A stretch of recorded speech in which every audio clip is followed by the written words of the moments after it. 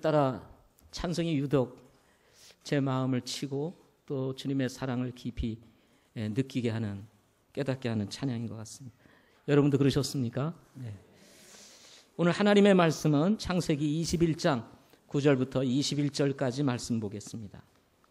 창세기 21장 9절부터 21절까지 있는 말씀입니다.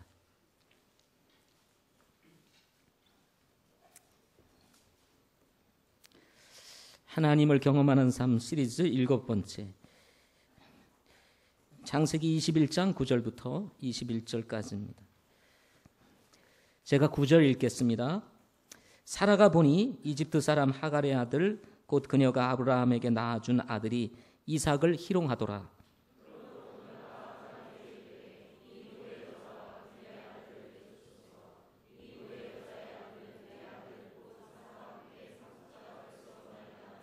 자기 아들로 인하여 이 일이 아브라함의 눈앞에 큰 근심거리가 되니라.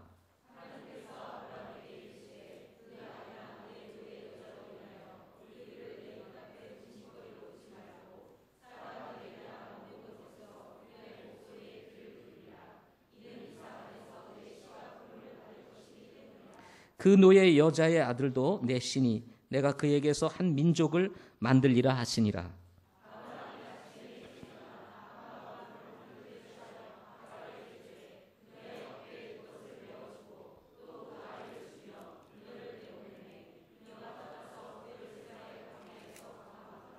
부대에 물이 떨어짐에 그녀가 그 아이를 떨기나무 중 하나의 밑에 두고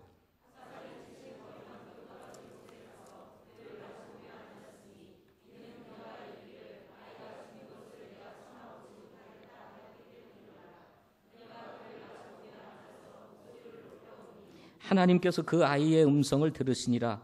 하나님의 천사가 하늘에서 하갈을 불러 그녀에게 이르시되 하갈아 무엇이 너를 괴롭게 하느냐 두려워하지 말라. 하나님께서 그 아이가 있는 곳에서 그의 음성을 들으셨느니라.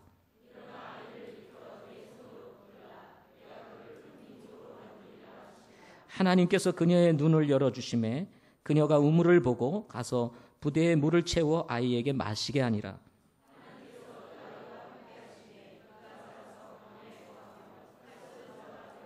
그가 바란 광야에 거할 때 그의 어머니가 그를 위해 이집트 땅에서 아내를 취하였더라. 아멘. 기도하시겠습니다.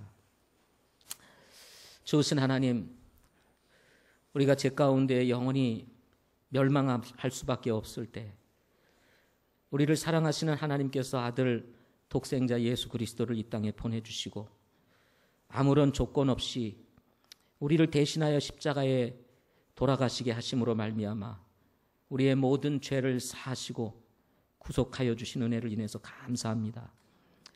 주님이 우리를 사랑했던 것처럼 우리도 하나님 사랑하고 주님을 따르며 살기 원합니다.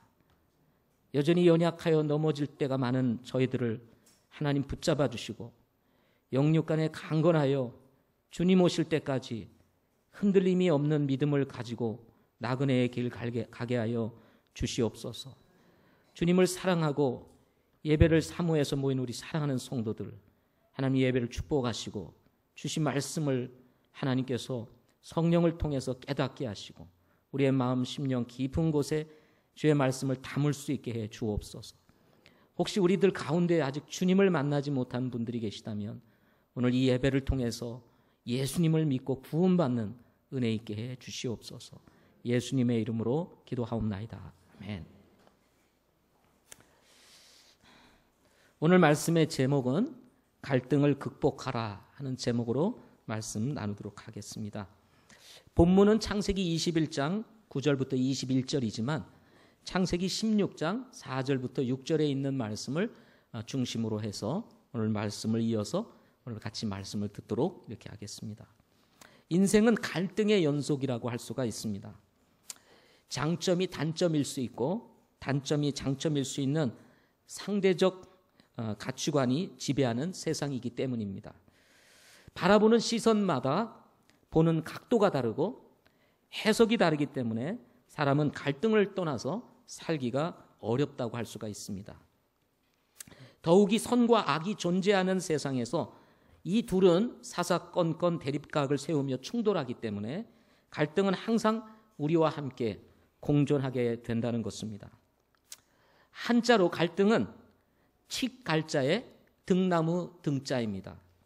쉽게 말하면 칡넝쿨과 등나무가 서로 꼬여서 자라듯이 갈등이라고 하는 것은 서로 얽히어 풀기 어려운 상태 또는 달리하는 입장, 견해, 이해관계 따위로 일어나는 불화나 충돌을 일컬어서 갈등이다 이렇게 말을 합니다.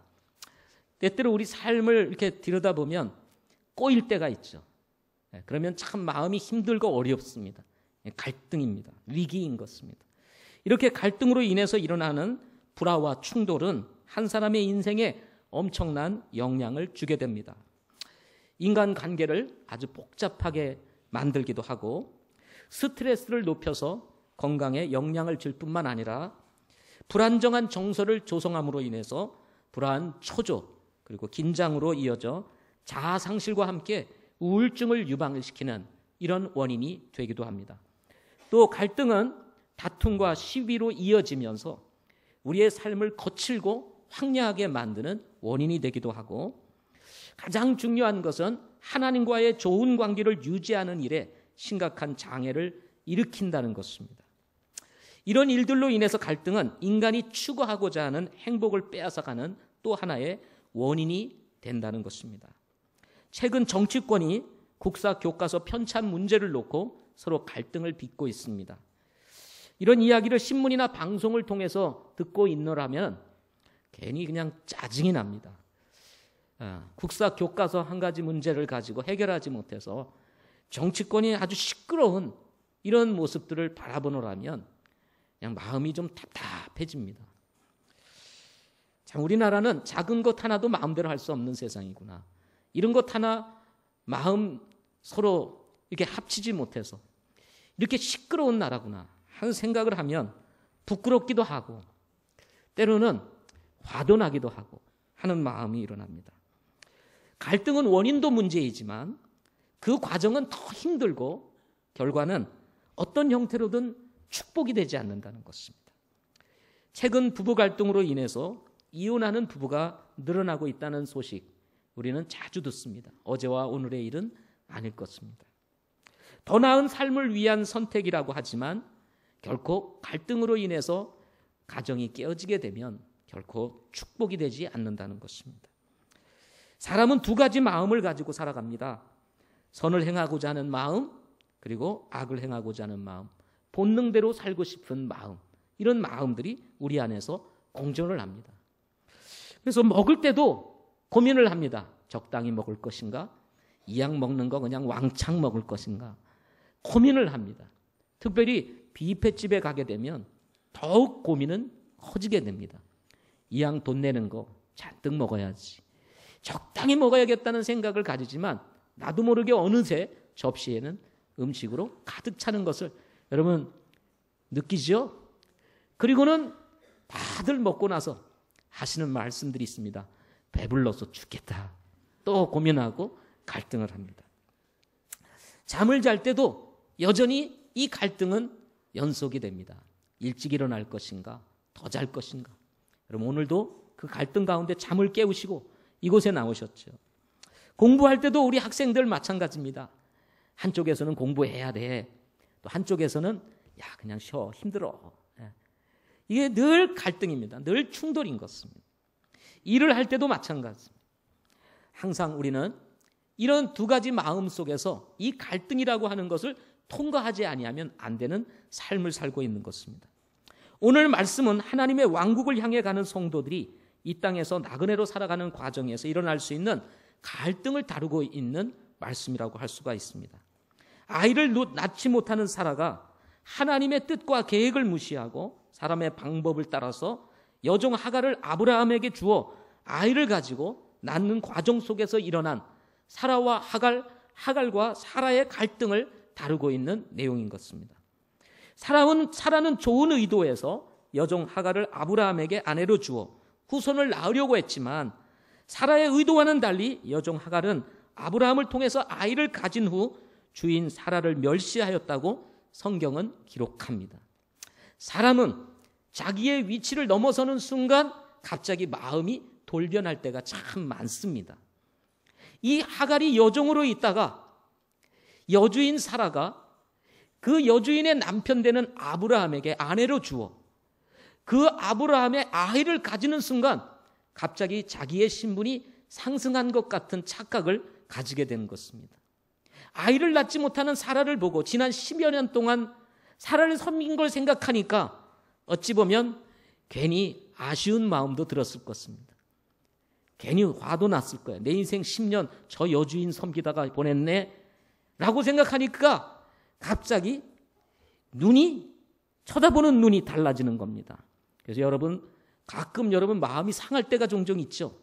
그때가 언제냐면 쳐다보는 눈이 다르다고 느껴질 때, 나를 쳐다보는데 좀 이렇게 쳐다본다든지 이렇게 쳐다본다든지 하면은 왜 나를 저렇게 쳐다보나, 나한테 무슨 감정 있나, 이런 생각이 들지 않습니까?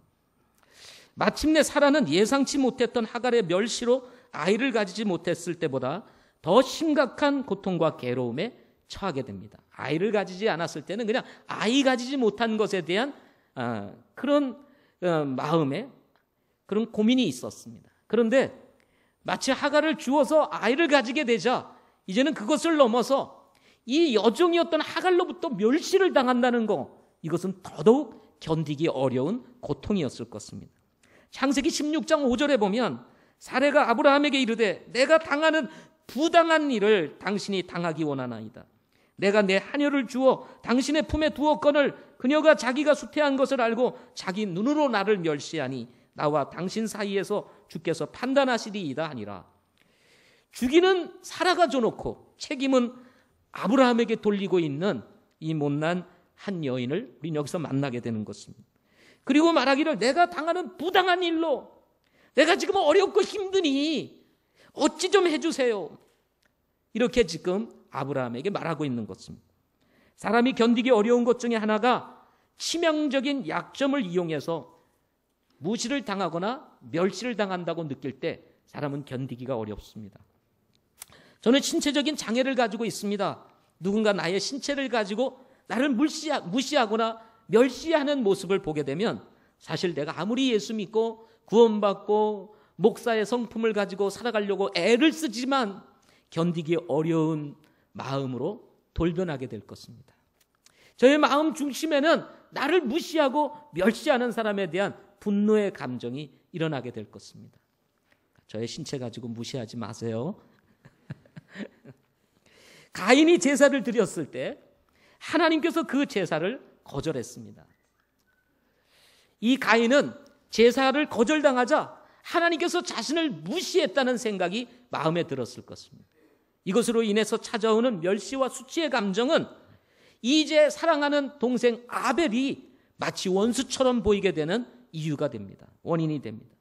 비교의식에 따른 거절감은 수치로 다가왔고 이런 마음은 보복 감정으로 이어지면서 이제 아벨을 죽이려고 하는 계획적 살인을 이렇게 저지르게 되는 것을 우리는 성경에서 보게 됩니다.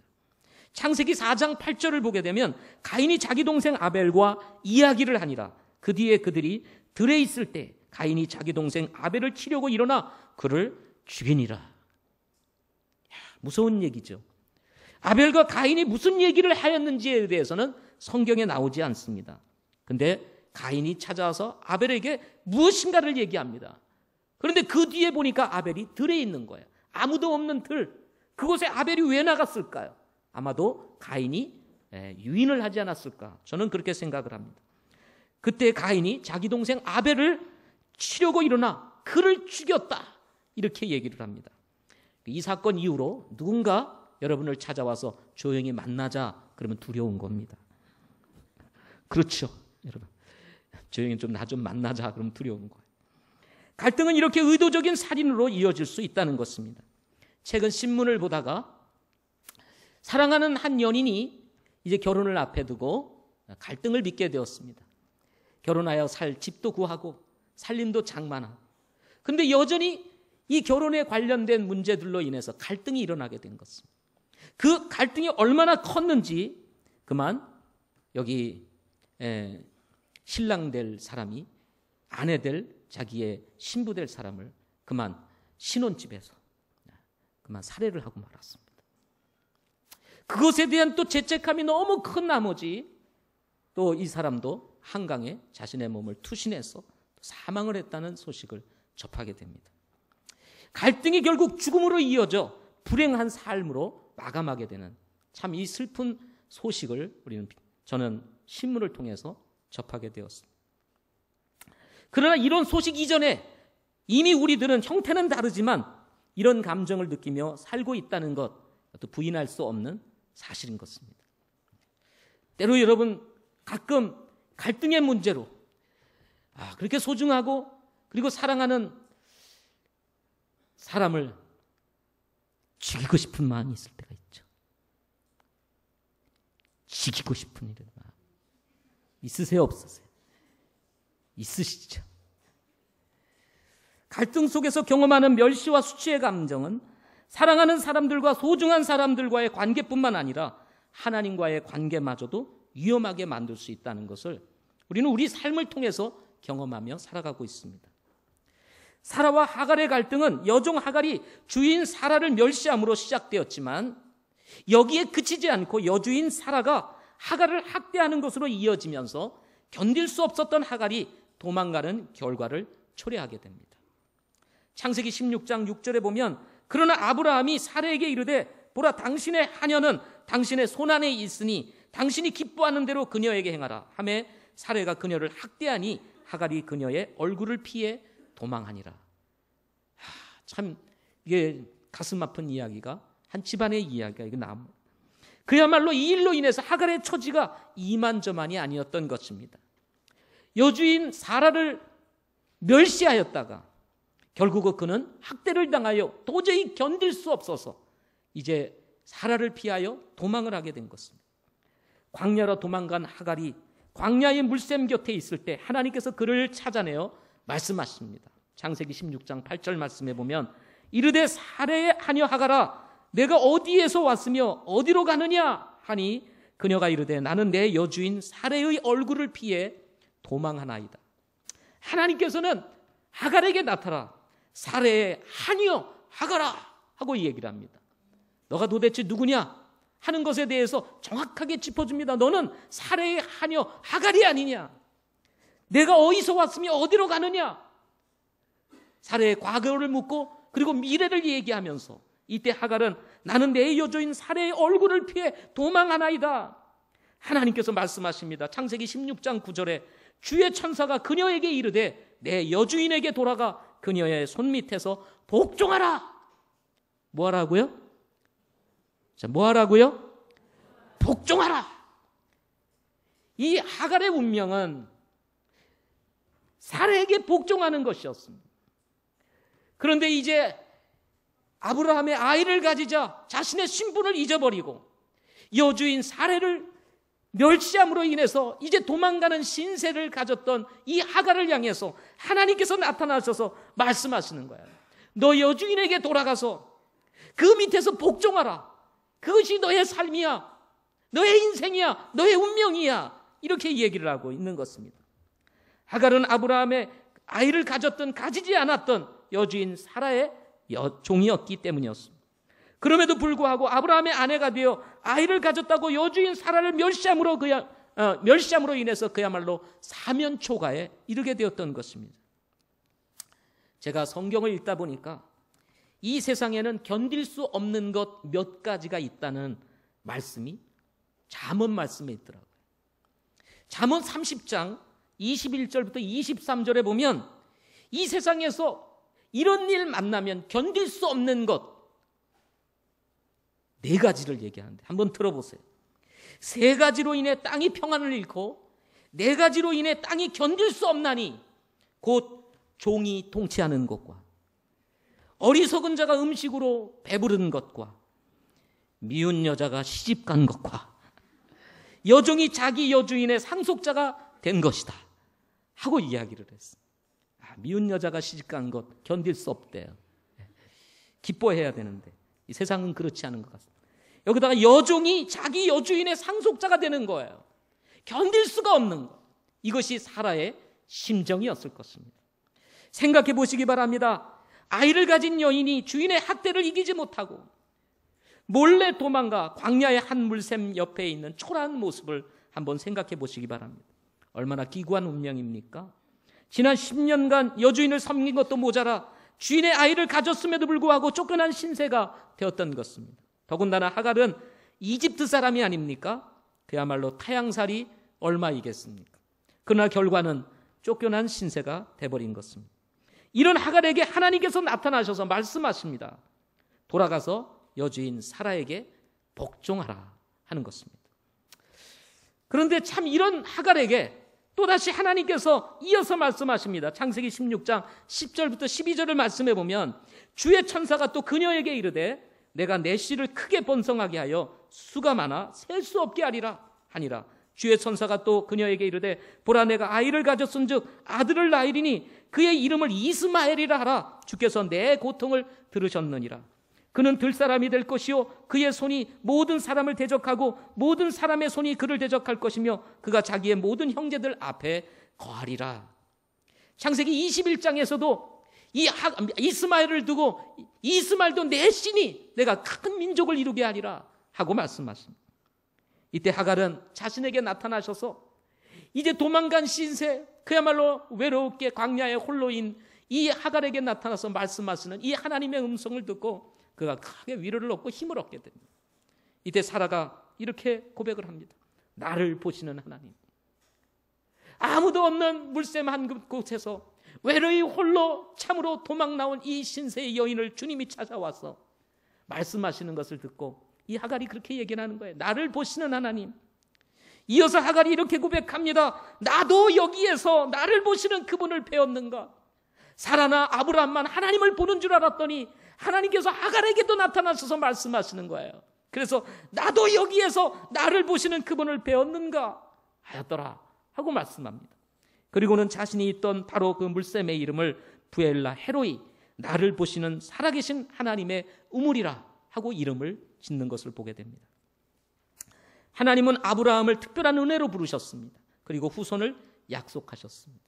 그러나 약속의 자손이 아니었던 하갈, 쫓겨난 하갈, 그럼에도 불구하고 그녀에게 나타나서 내 씨를 크게 번성하게 하며 수가 많아 셀 수 없게 하리라고 하시는 약속하시는 하나님, 일반적인 은혜를 베푸시는 하나님을 우리는 여기서 볼 수가 있는 것입니다. 믿지 않는 사람들도 하나님께서 일반적인 은혜를 베푸십니다. 그 수가 여러분 얼마나 많습니까? 우리 생각 같으면 불신앙에 속해 있는 사람, 우상 숭배하시는 분들, 죄악에 그냥 빠져 있는 분들 적당히 하나님께서 다루셔가지고 이 지구촌에서 좀 떠나게 하시면 얼마나 좋을까라고 생각하는지 모르지만 그렇지 않습니다. 따라서 예수 믿지 않는 사람도 열심히 정직하게 일하면 일한 것에 대한 열매를 거두게 하시고 신앙과 상관없이 잘 살 수 있는 기회가 허락되는 것과 같이 하나님은 지금도 여전히 일반적인 은혜를 베푸시고 계신다는 것입니다. 그러나 성경적인 관점에서 사라와 하갈이 우리에게 주는 영적인 교훈은 무엇일까요? 사도 바울은 그의 서신 갈라디아서에서 다음과 같이 기록하고 있습니다. 우리 이 말씀은 다 같이 한번 보겠습니다. 갈라디아서 4장 21절부터 26절 말씀입니다. 갈라디아서 4장 21절부터 26절 말씀. 갈라디아서 4장 21절부터 26절. 우리 찾으셨으면 한 목소리로 같이 읽겠습니다. 갈라디아서 4장 21절부터 26절 같이 읽겠습니다. 시작. 내가 말하노라 율법 아래 있고자 하는 자들아 너희가 율법을 듣지 아니하느냐? 기록된 바 아브라함에게 두 아들이 있었는데 하나는 노예 여종에게서 낳고 다른 하나는 자유로운 여자에게서 낳다 하였느니라. 그러나 노예 여자에게서 난 자는 육체를 따라 태어났고 자유로운 여자에게서 난 자는 약속으로 말미암았느니라. 이것들은 풍륜이라. 이것들은 두 언약인데 하나는 시내 산에서 나와 속박당하게 하는 자니 곧 하갈이라. 이 하갈은 아라비아에 있는 시내 산이요 지금 있는 예루살렘에 해당하는 곳으로 자기 아이들과 더불어 속박 중에 있느니라. 그러나 위에 있는 예루살렘은 자유로운 자니 곧 우리 모두의 어머니라 하는 말씀이 기록되어 있습니다. 자, 여러분 이 말씀을 읽으면 이게 무슨 뜻인가 이렇게 생각할 수 있겠지만 쉽게 말하면 하갈은 율법이요 이스마엘은 육체를 따라서 난 자라 하는 것입니다. 반대로 사라는 자유로운 자요, 이삭은 약속의 자손이라고 말하는 것입니다. 이것을 줄여서 얘기한다면 이 하갈과 사레는 율법과 은혜를 상징적으로 보여주는 그림이라는 것입니다. 당시 유대 사회는 율법주의자들과 하나님의 은혜에 근거한 복음을 전하는 것으로 인해서 대립이 이어지고 있었습니다. 갈라디아 교회 안에서도 이런 문제가 있었던 것입니다. 율법을 중심으로 자꾸 신앙을 생각하는 사람과 예수 그리스도를 통해서 은혜로 값없이 구원받은 사람은 율법부터 자유로운 자가 되었다는 사실에 대한 논쟁이 이어지고 있었던 것입니다. 따라서 거듭난 성도들은 율법의 후손이 아니라 자유하는 여인의 후손이라는 것을 이 본문에서 밝히고자 하는 것입니다. 좀 더 나아가서 말하면 예수 믿기 전에는 율법에 얽매여 죄의 종으로 살았던 사람이었지만 이제 자유케 하시는 예수 그리스도 그분을 통해서 우리는 예수님을 믿고 구원을 받아 하나님의 자녀가 됨으로 말미암아 율법에서 벗어난 사람, 진리 안에서 자유를 누리는 사람이 되었다는 것을 말씀해 주고자 하는 것입니다.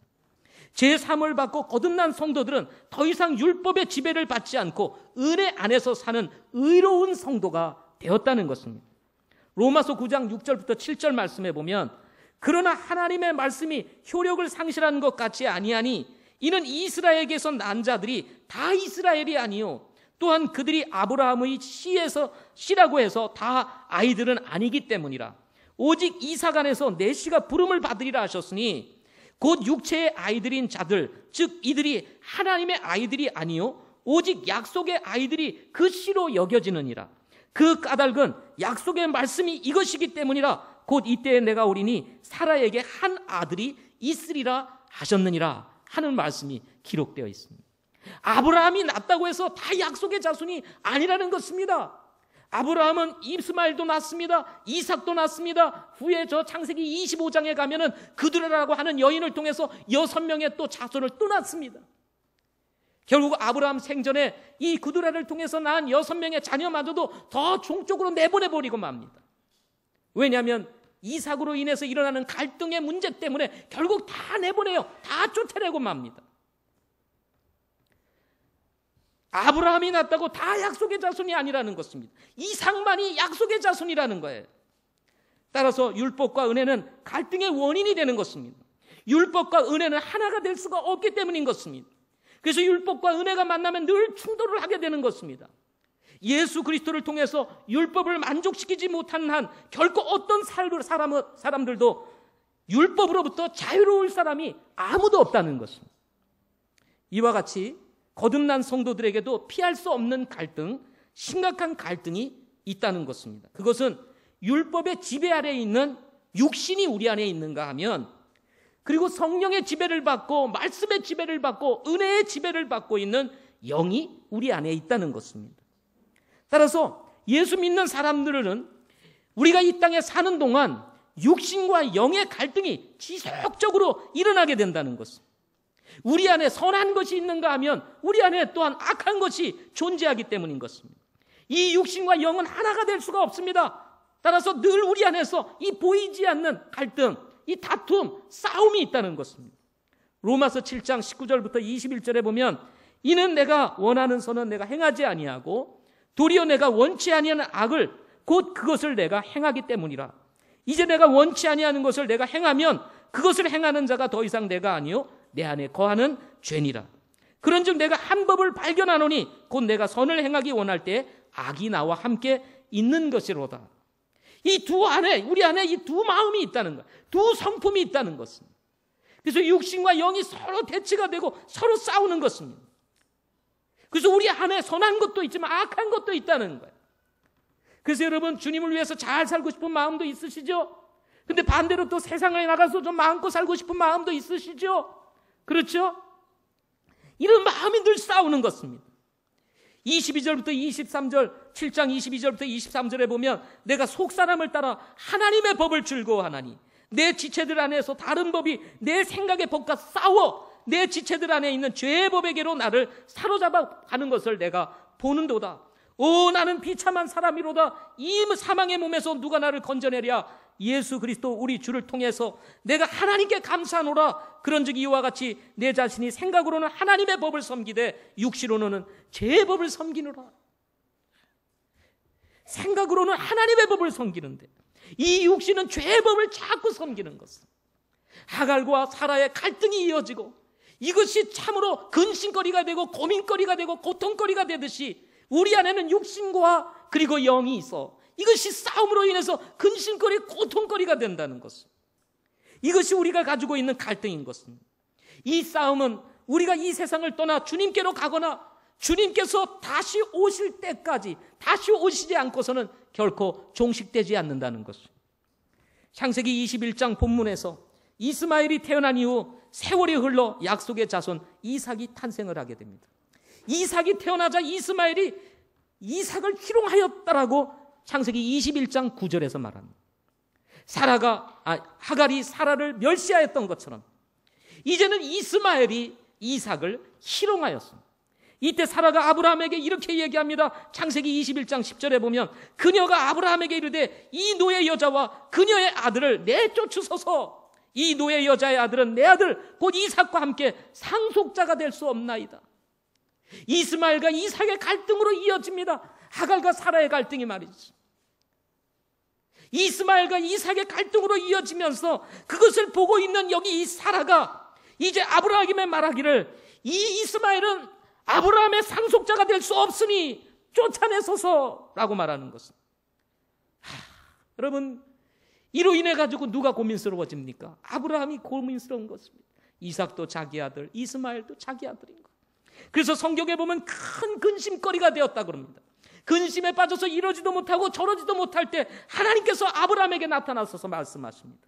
창세기 21장 12절에 보면 그 아이나 내 노예 여자로 인하여 그 일을 내 눈앞에서 근심거리로 두지 말고 사라가 내게 말한 모든 것에서 그녀의 목소리에 귀를 기울이라. 이는 이삭 안에서 내 씨가 부름을 받을 것이기 때문이라. 그러면서 정리를 해줘요. 아브라함아, 이스마엘이나 하갈로 인해서 네 앞에 근심거리를 두지 말고 사라가 내게 말한 것에 귀를 기울여라. 이 말이 무슨 말이에요? 내쫓으라. 자, 따라서 한번 해보십시오. 내쫓으라. 그래가지고는 안 나가요. 네. 그래가지고 내쫓으라. 나가. 그런데 나갑니까? 안 나가요.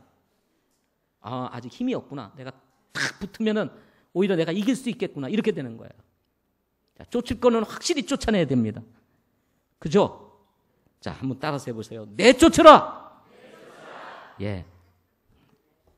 오늘 말씀의 핵심 메시지이기 때문에 여러분에게 말씀드렸습니다.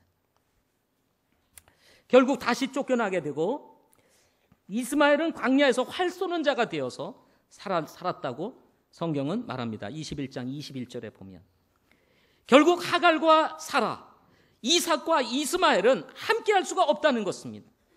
저는 이 말씀을 통해서 우리가 가지고 있는 문제가 무엇인가를 생각해 보기 원합니다. 때때로 우리가 신앙생활을 하면서 믿음의 길을 가거나 아니면 인생을 살아갈 때에 우리의 삶의 고민거리가 되고 인생의 장애물이 되는 것들이 종종 있습니다. 그것들을 보면 함께 할 수 없는 것들을 우리가 붙잡고 있는 경우가 대부분이라는 것입니다. 함께 할 수 없는 것, 이것을 붙잡고 있는 거예요. 분명히 우리의 마음속에 이거 아니야 그럼에도 붙잡고 있는 것입니다. 이것은 하나님의 말씀이 아닌데 그럼에도 불구하고 붙잡고 있는 거예요. 놓지 않고 있는 것입니다. 그래서 여러분 우리가 영적으로 갈등하게 되고 신앙의 문제를 만나게 되고 여러분 인생에 있어서 어려움을 겪게 되는 이유가 된다는 것입니다. 이를 두고 성경은 이렇게 말합니다. 로마서 8장 6절 7절에 보면 육신적으로 생각하는 것은 사망이요 영적으로 생각하는 것은 생명과 평안이니라. 육신적인 생각은 하나님의 법을 복종하지 아니할 뿐 아니라 참으로 그리할 수 없으므로 하나님과 원수가 되느니라. 그런즉 이와 같이 육신 안에 있는 자들은 하나님을 기쁘시게 할 수 없느니라 하고 말을 하고 있는 것입니다. 육신적으로 생각하는 것은 뭐라고 그랬어요? 사망이라고 그랬습니다. 영적으로 생각하는 것은 생명과 평안인 것입니다. 붙잡을 수 없는 것을 붙잡고 있으니 마음이 괴로운 거예요. 마음이 힘든 것입니다. 하갈로 인해서 멸시를 당하고 이스마엘로 인해서 희롱을 당하는 이삭을 보면서 이 사람의 마음이 괴로운 것입니다. 더군다나 이로 인해서 이스마엘과 이삭 사이에서 정말 갈등을 겪고 있는 아브라함을 또 여기서 만나지 않습니까? 그는 큰 근심거리에 빠져 있었습니다. 때때로 우리의 삶에 이 두 가지 사이 속에서 우리는 근심하며 고민한다는 거예요. 갈등한다는 것입니다. 그리고는 이어서 로마서 8장 13절에 보면 너희가 육신을 따라서 살면 죽을 것이로되 성령을 통해 몸의 행실을 죽이면 살리라 하고 말씀하고 있습니다. 우리가 성령을 쫓아 믿음의 길을 가야 되는데 그러지 아니하고 여기 사라처럼 변칙을 사용하여 하갈과 같은 사람이 우리 앞에 딱 나타나게 되면 결국 인생은 갈등에 휩싸이게 되고 그것이 고민거리와 근심거리로 남아 우리의 인생을 방해하게 되고 삶을 방해하게 되는 원인이 된다는 것입니다. 때때로 우리는 삶을 편하게 살고 싶은 마음이 있습니다.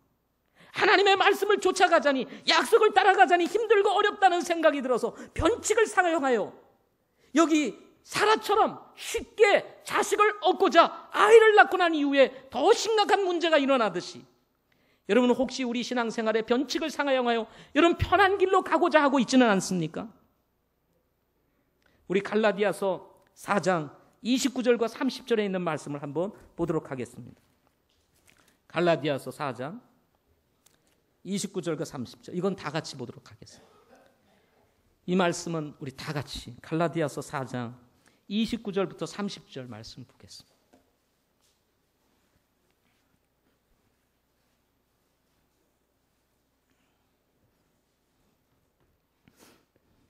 같이 읽겠습니다. 시작. 그러나 그때 육체를 따라 태어난 자가 성령을 따라 태어난 자를 핍박한 것 같이 지금도 그러하도다. 그럼에도 불구하고 성경 기록이 무엇라 말하느냐. 노예 여자와 그녀의 아들을 내쫓으라. 노예의 여자의 아들은 자유로운 여자의 아들과 함께 상속자가 되지 못하리라. 29절에 보니까 어떻게 됐습니까? 육체를 따라서 태어난 이 이스마엘이 성령을 따라 태어난 이삭을 핍박하는 거예요. 육체를 따라서 태어난 우리의 육신이 성령을 따라서 태어난 우리의 영을 핍박하는 것입니다. 공격하는 거예요. 싸움을 걸어오는 거예요. 그것이 힘들고 어려운 것입니다. 믿음의 생활을 제대로 하고 싶은데 적당히 살아. 눈에 보이는 것을 자꾸 보여줍니다. 달콤한 세상을 자꾸 보여주어서 믿음의 길을 가지 못하게 만드는 이런 일들이 벌어진다는 것입니다. 그래서 핍박하는 거예요. 자, 그럼에도 불구하고 성경 기록이 뭐라 말하느냐. 노예 여자와 그녀의 아들을 어떻게 하라고요? 내쫓으라. 노예 여자의 아들은 자유로운 여자의 아들과 함께 상속자가 될 수 없다고 성경은 기록하고 있는 것입니다.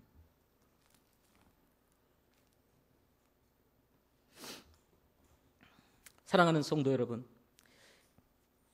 사라와 하갈이 경험했던 갈등을 지금 우리도 경험하며 살고 있지 않습니까? 율법과 은혜 사이에서 고민하는 것들이 여러분의 삶에 남아있지 않습니까? 좋은 의도였지만 결국 갈등의 원인이 되고 있는 것들, 주님과 우리의 관계를 어렵게 만들고 믿음의 길을 감에 있어서 발목을 잡고 있는 것들 여러분 가지고 있지 않습니까? 율법과 은혜가 여전히 갈등의 원인이 되고 있는 것처럼 우리 성서 침례과 믿음의 길을 가는 데 있어서도 여전히 갈등을 일으키는 그런 근거들이 이 주변에 많이 있습니다. 특별히 여러분, 우리는 침례교회입니다. 성경은 침례를 가르치고 있습니다.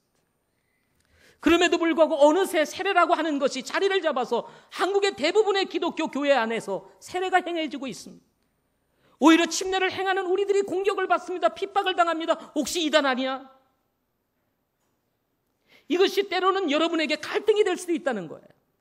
다 세례를 행하는데 왜 우리 교회에서는 침례를 행하지? 오히려 핍박을 당하고 있는 이런 일들이 생기고 이것으로 인해서 갈등을 일으키는 원인이 될 수 있다는 것입니다. 대부분의 많은 교회들이 여성들에게 직분을 수여합니다. 한 아내의 남편이어야만 한다는 분명한 하나님의 말씀이 기록되어 있음에도 불구하고 직분을 주면 신이 나서 흥이 나서 일하는 우리 한국 사람들의 성품을 따라서 직분을 부여합니다. 때때로 많은 분들이 저희 교회를 방문하였을 때 우리 교회는 자매들이 모든 자매들을 다 자매 하니 말씀도 좋고 교회도 좋은데 뭔가 나에게는 맞지 않는다 해서 가버리시는 분들이 참 많습니다. 여러분, 성경은 여성들에게 직분을 허락하지 않습니다. 믿으세요? 직분으로 일하는 것보다는 내가 주님을 사랑한 동기로 일을 한다면 그것이 더 아름다운 것입니다. 이것이 갈등이 되어서 어떤 분들은 시험이 됩니다. 왜 다른 교회에서는 다 여성에게 집사를 주는데 우리 교회는 주지 않나? 10년, 20년 신앙생활했는데 불구하고 여전히 자매일 수밖에 없는 자신의 처지를 두고 갈등을 합니다. 어떤 분들은 20년, 30년 교회를 출석함에도 불구하고 집사 직분을 받지 못함으로 인해서 오는 갈등도 있어요. 나는 뭔가 아무것도 아닌가? 직분보다 더 중요한 것은 주님을 사랑하는 마음으로 섬기는 것입니다. 우리는 흠정역 성경을 씁니다. 가장 권위 있는 킹제임스 성경을 번역해서 우리가 가장 바르게 성경을 이해하고 하나님의 말씀을 배울 수 있는 좋은 성경, 정말 우리에게 하나님께서 주신 이 성경을 사용하고 있습니다. 개역 성경을 오랫동안 사용해 왔기 때문에 새로운 성경을 사용하는 것에 대해 익숙하지 않음으로 인해서 사람들은 또 공격을 합니다. 핍박을 합니다. 혹시 이거 잘못된 교회 아니야? 그러나 여러분, 지난 400년 동안 영미권에서는 가장 권위 있는 성경으로 알려졌던 성경을 번역한 성경입니다. 여러분, 이런 갈등으로 인해서 때로는 우리가 믿고 있는 신앙, 우리가 가지고 있는 신앙 자체, 여러분 고민하고 혹시 갈등하고 있지는 않습니까? 이뿐만 아닙니다. 우리는 사회생활 속에서 편한 길을 가고 싶은 마음들이 종종 있습니다. 믿음의 길을 가야 되는데 변칙을 사용하여 적당히 우리가 살아가면서 세상에서도 낙을 누리고 이 영적인 것도 함께 뭔가를 즐기고 싶은, 누리고 싶은 마음들이 우리에게 있는지도 모르겠습니다. 오늘날 한국 교회에 가지고 있는 풍토가 있습니다. 그것이 뭐냐면 기독교인들이라도 술은 마셔도 된다는 것입니다. 이것이 교회에서 통하고 있습니다. 대부분의 기독교인들이 술 마시는 것에 대해서 거리끼지 아니하고 있습니다. 거리낌 없이 마셔요. 안 마시는 것이 이상한 사회입니다. 여러분, 잠언 말씀에 보면 술은 바라보지도 마라 하고 얘기를 했습니다. 한 잔이 두 잔이 되고 두 잔이 10잔이 되고 10잔이 100잔이 되고 100잔이 1000잔 만잔이 되어서 술 취한 인생을 살 수밖에 없게 되는 것입니다. 온 율법을 지키다 하나에 거치면 온 율법을 다 지키다고 얘기하지 않았습니까? 여러분, 술을 10잔을 마시나 한 잔을 마시나 마시는 것은 똑같은 것입니다.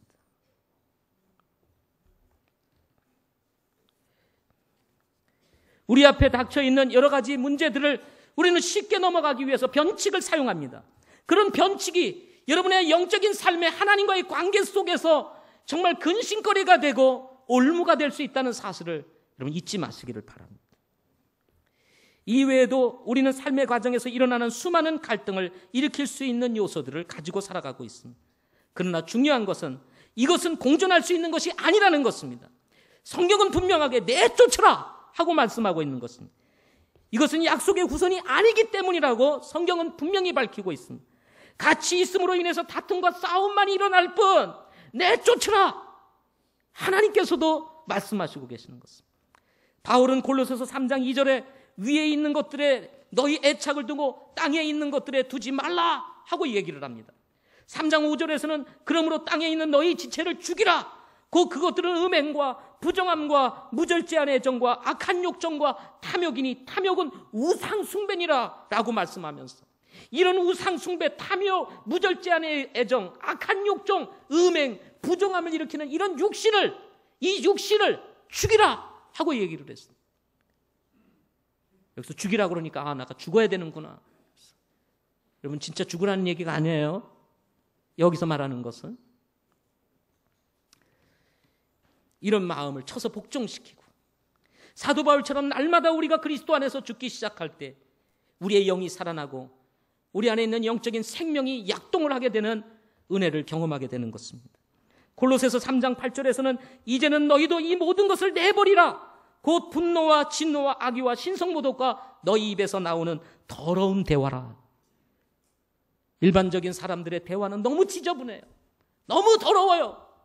너무 추잡해요. 우리는 그런 대화 속에서 살아가고 있습니다. 그 속에 우리도 그들과 어울리기 위해서 그렇게 말하고 있는지도 모르겠습니다. 여러분 과감히 내쫓으시기를 바랍니다. 은혜로운 말, 복된 말, 여러분 정말 예의를 지키는 말들, 신선한 대화, 이것이 지금 우리에게 필요하지 않습니까? 골로새서 3장 9절에 보면 서로 거짓말을 하지 말라, 너희는 옛사람과 그의 행위를 벗어버리라 하고 말씀하고 있습니다. 지금 우리는 이런 영적인 갈등의 국면 속에서 살아가고 있습니다. 때로는 우리 안에 있는 육신의 힘에 지배를 받아 사도 바울처럼 나는 공고한 사람이로다, 이 사망의 몸에서 누가 나를 건져내랴 하는 고민과 갈등을 토해낼 때도 있을 것입니다. 아니 오히려 예수 믿고 사는 것 자체가 너무 힘들구나는 생각에 믿음의 길을 떠날까라고 하는 고민을 가지고 계시는 분도 있을 것입니다. 그러나 여러분, 세상 속에 들어가서 육신이 원하는 대로 사는 것보다는 힘들고 어려울지라도 절제하는 일이 결코 쉬운 일은 아니지만 그럼에도 불구하고 여러분 내쫓아 믿음의 길을 갈 때 여러분 우리의 삶이 더 풍성하고 그리고 복된 삶이 될 수 있다는 것입니다. 여러분의 가정, 여러분의 개인적인 삶, 주님과의 관계 속에서 살아계신 하나님을 여러분 경험하고 싶습니까? 하나님께서 우리의 삶을 얼마나 준비하고 계시고 그리고 계획하고 계시며 우리에게 어떤 축복을 여러분 준비하고 계시는지 경험하고 싶으세요? 그렇다면 여러분 말씀을 쫓아서 변칙을 사용하지 말고 나아가시기를 바랍니다. 마치 외골수처럼 느낄 수 있어요. 좁은 길처럼 생각될 수 있습니다. 그러나 변칙이 아니라 정로를 쫓아 믿음의 길을 가게 되면 반드시 하나님께서 우리의 삶을 빛나게 하실 것입니다. 사랑하는 성도 여러분, 지금 갈등을 해결하시기를 바랍니다. 기도하겠습니다.